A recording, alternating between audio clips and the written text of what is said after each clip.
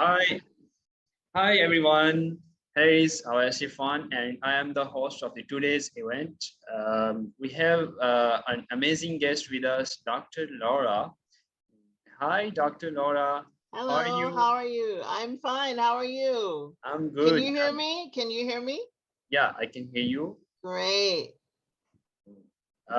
First, we have some questions with you. We want to introduce to our audience, and we want to interview to yourself and what's about your life and some other questions.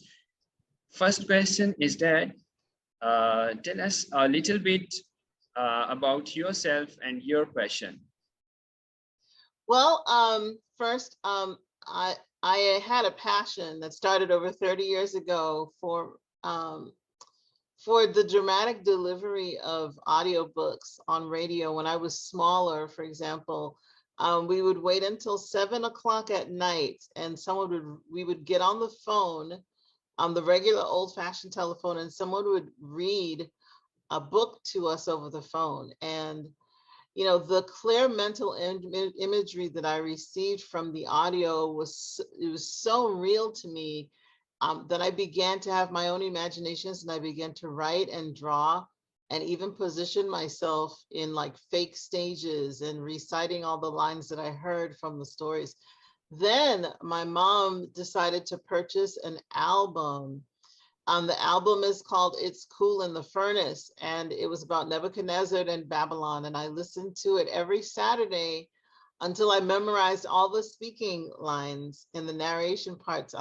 My sister was there with me, and she memorized all the music and singing.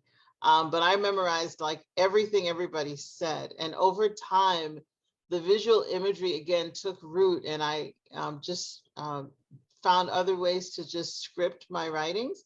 I scripted my first dramatic production in May of 1990, and it was based on the themes of peer pressure, people experiencing peer pressure and trauma that's experienced during hazing events, which those are some initiation events that happen where people are being initiated into certain groups. And so I also have a passion for people who've experienced hardships in life. In 1988, for example, when I was an undergraduate student at Georgia State University, I became very acquainted with the homeless populations around the school. I watched their movements and ways they chose to survive, and that intrigued me. They're people just like me and you. And back then I knew the population would grow, but I just didn't know how to help them. So those are the things that are my passion, and hopefully that got you to get an understanding of, who I am. Great to know about you and your activities. We want to hear about the most important topic that you have discussed in your intro, the merger of art and theater and the trauma of homelessness. Please talk about it. Well, thanks for asking that question. The homeless are on stage every day as they're on the streets, and they're very creative. And once they have you in their audience, they are very engaging. You doing what God put you here to do is to help. Yeah. A lot of people can't see what it means.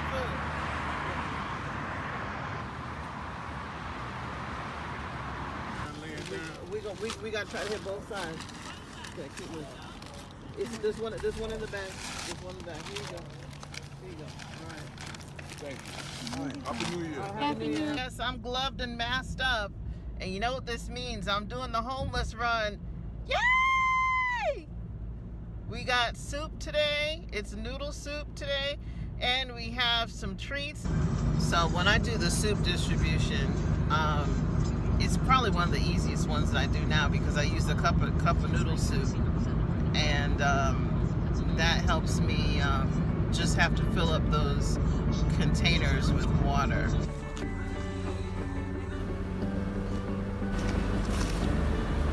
That's crazy. The street is their backdrop, and if you are on the street or driving on the street, then you are their audience, and each person has a story. He got a knife. He know what to do with his thing for your feet. Oh yeah. Oh yes, ma'am. Oh yes, ma'am. I mean, and you don't have you probably don't have sanitizer or alcohol. No. I don't have any. The closest thing I have to that is stuff for the that you can wipe on your feet, like a feet That's wipes. fine. Yeah. That's fine. Which is just gonna have the stuff in it anyways. Okay. All right. Thank you. All right. All right. I'll be around. Yes, ma'am. And I know everybody needs water, so I'll be around. Okay. All right. So I noticed that many who are homeless take on the character. They take on just a different character, and it's a bit different from who they are. Maybe it's a means of protection. Maybe they want to protect themselves in some sort of way, but there are similarities between people that are traumatized and people that are homeless on the street and the characters acting on a theatrical stage. I got sick, I'm a diabetic, so I came back. They still put me up. Really? Yeah, they still put me up. Thank you. Yes, Don. Can I ask you a question? Sure. I have a MARTA card. Oh, MARTA's free. I know, but when I go through the gate, I don't have anything to put on my card. I'm a minister. And so I told them I was not going to ride the bus anymore because when I go through the gate, I can't pay to get through. Okay, the train is not free, but the buses are free. Yeah. Yeah, I don't know. I don't know what to tell you, my sweetie pie. I have a friend that works at MARTA. I can find out from him, okay? But I'm around normally, okay? I'm not going to be around because I'm deciding on if I'm going to leave Georgia. Okay. See, I'm very important to Georgia. All right, Jack. So what I learned over years is that a good actor is fully engaged and gives it all they got, and they hold nothing back. And the homeless person does the same. They have nothing to lose, so they express themselves without any remorse. I mentioned traumatized because something or someone triggered a trauma that keeps the perpetual cycle the homeless person lives in. And sometimes it's by choice. And consequently, great actors and actresses are engaged in some emotion, some memory or event that keeps them in the moment. You're free to begin the conversation and drive. Can you talk and drive? Yeah. Okay. Okay, just let me know when you're ready. I'm ready. Oh, well, you know what would help if I put it in drive. Who does he think he is? I mean, he's a hairdresser, not a head fixer. Psychoanalyzing me. Go back and see, how you were 20 years ago. How was he 20 years ago? How was anybody 20 years ago? Stop. Action. Get yours today while supplies last. Re-energize in the morning. And cut. I figured if art can engage people in a traumatized state, then art, like theater, dance, painting, etc., music, that same art may help people deal with and communicate about their traumas. So that is another area that it's a very important topic to me. Awesome. Let's see the examples of your engagement.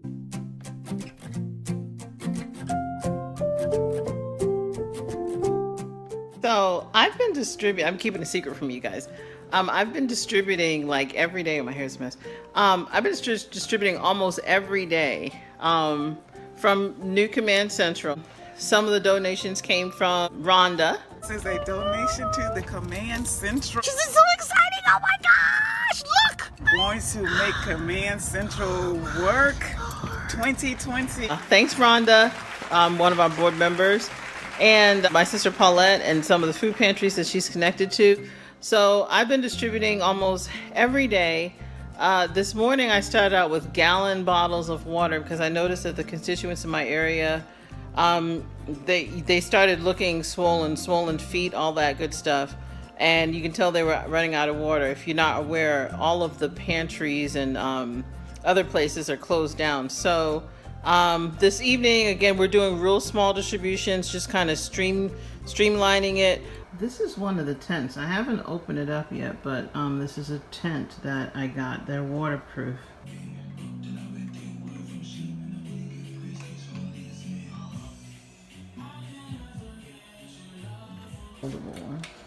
Yeah, they got kind of maneuver it, but yep. That's a little bit. Hi, I'm live in downtown Decatur, getting ready to do another homeless run. Yay! yay! And you get to come with me. We're going to do a virtual homeless run. It'll be quick. I've had the great fortune to publish framework for engagement in education and in mental health in trauma. There are real shocking similarities that I was graced to uncover one stone at a time. One of the main factors I discovered is as a traumatized person engages in the arts, their ability to focus and communicate about different events also increases. Which hurdles did you personally face and how did you overcome them? Well, it was, well, I'll tell you that I guess if there's a hurdle, it was challenging to get everybody to envision the dream that I had in arts in this direction. So that was the big hurdle. The only thing I'm worried about is, so I hear some parts of the track where the one might come like right before the other. So yeah, it doesn't seem purposeful. It seems like it's intentional. I wrote it that way. To where like yes. You know? Okay, go ahead. Yeah. Nothing is normal. Okay. Not normal then. No, I think it's brilliant. Let me know. I don't want to be too busy. No. Let me tell you, if you're not busy, then other parts coming in could be too busy. So I don't. Was it obvious or did you stumble upon the answer? No, it wasn't obvious to me, but after I was asked the same question over and over, I figured something wasn't clicking or sticking. So, and I figured I didn't engage the way that I wanted to. So I had to make some changes. Just pasted the same. I pasted the same 4 measures. I just pasted it there, but it seems like it stops somewhere around in there. Okay. All right. So what I think I'm going to do is I'm going to capture you sitting down for a moment. Oh. You can move a little closer. Okay. Okay. Yeah, I know. I was like that sound. It's like. Yeah, that's a killer. He's a killer. Yeah.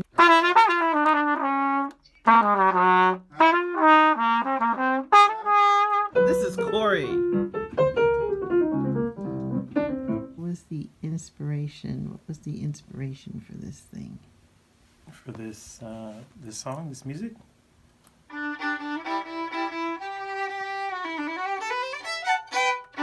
I think I wanted to communicate something that was light, positive, joyful, and easy. Just like, something you could move to, something you could dance to, not necessarily having to, hurt yourself dancing. How did you get started? Talk me through it.